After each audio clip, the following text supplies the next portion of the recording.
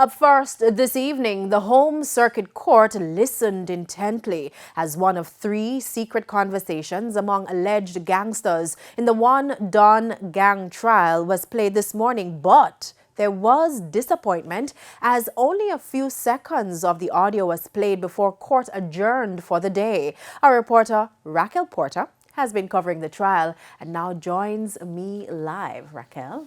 Thanks, Janella. Well, it was what many persons following the One Don gang trial have been waiting for. The details of the conversations among the alleged gangsters. A few seconds into the recording, presiding Judge Chief Justice Brian Sykes asked the prosecution's star witness whether he was able to identify the person speaking, of which he replied, quote, "Post City. No," end quote, sorry, no. Post City is among the 33 defendants in the trial. The former Don turned state witness appeared via video link.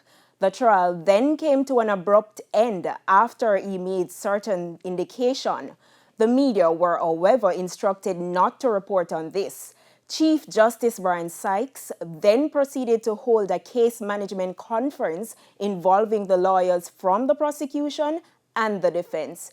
Janello, the trial continues tomorrow. All right, thank you so much, Raquel.